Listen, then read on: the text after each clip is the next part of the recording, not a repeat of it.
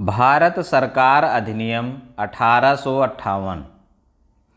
1857 ईस्वी में प्रथम स्वतंत्रता संग्राम प्रारंभ हुआ और अंग्रेजों ने विजय प्राप्त करके संपूर्ण भारत पर अपने साम्राज्य का विस्तार कर लिया।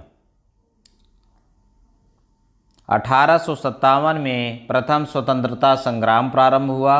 उसके बाद अंग्रेजों ने संपूर्ण भारत पर अपने साम्राज्य का विस्तार कर लिया।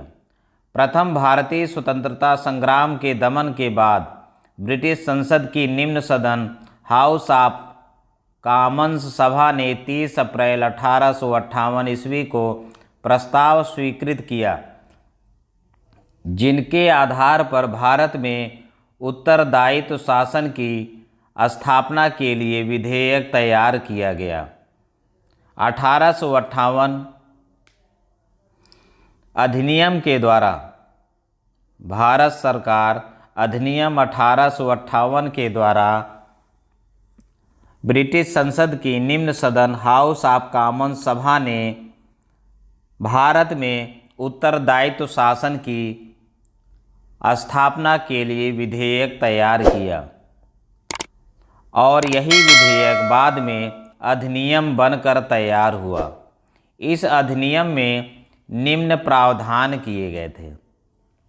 प्रथम, भारत में कंपनी के शासन को समाप्त कर दिया गया तथा शासन का उत्तरदायित्व ब्रिटिश सरकार को सौंप दिया गया।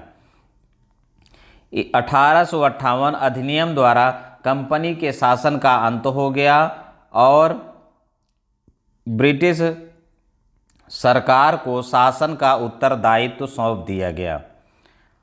कंपनी के निदेशक मंडल, नियंत्रक मंडल और गुप्त समिति को समाप्त करके उनके अधिकारों तथा शक्तियों के प्रयोग का अधिकार ब्रिटिश मंत्रिमंडल के भारत मंत्री को सौंप दिया गया। तीसरा बिंदु है, कंपनी की सेनाओं को ब्रिटिश शासन के अधीन कर दिया गया। इस अधिनियम द्वारा कंपनी की जो सेना थी वह ब्रिटिश शासन के अधीन हो गई। भारत मंत्री के कार्यों में सहायता देने के लिए 15 सदस्यों की एक भारत परिषद की स्थापना की गई। भारत मंत्री के कार्यों में सहायता देने के लिए एक 15 सदस्यों की एक भारत परिषद की स्थापना की गई, जिसमें 8 सदस्य ब्रिटिश सरकार द्वारा तथा 7 सदस्य कंपनी के संचालकों द्वारा नियुक्त किए जाते थे। अगला बिंदु है, भारत मंत्री को भारत के वायसराय के साथ गुप्त पत्र व्यवहार का अधिकार दिया गया। इस अधिनियम द्वारा भारत मंत्री को भारत के जो वायसराय थे उनके साथ गुप्त पत्र व्यवहार का अधिकार दिया गया।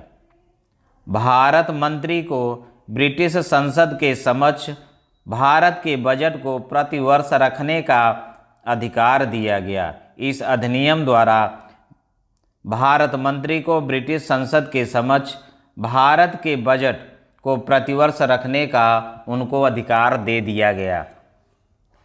भारत के गवर्नर जनरल का नाम वायसराय कर दिया गया।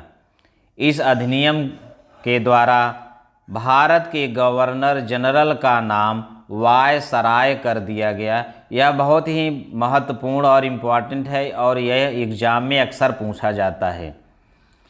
1 नवंबर 1858 की घोषणा। 1 नवंबर 1858 को ब्रिटेन की महारानी विक्टोरिया ने भारत के संबंध में एक महत्वपूर्ण नीतिगत घोषणा की, जिसे कुछ हद तक भारतीय संविधान का आधार माना जा सकता है। इस घोषणा की महत्वपूर्ण बातें निम्नलिखित हैं।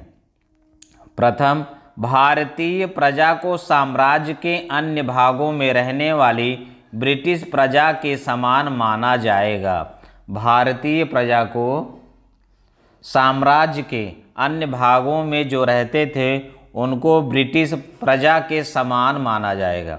दूसरा बिंदु है, भारत के लोगों को लोक सेवकों में अपनी शिक्षा, योग्यता तथा विश्वसनीयता के आधार पर स्वतंत्र और निष्पक्ष भर्ती में मूल, वंश, लिंग, धर्म तथा निवास स्थान के आधार पर इनमें किसी भी प्रकार का भेदभाव नहीं किया जाएगा।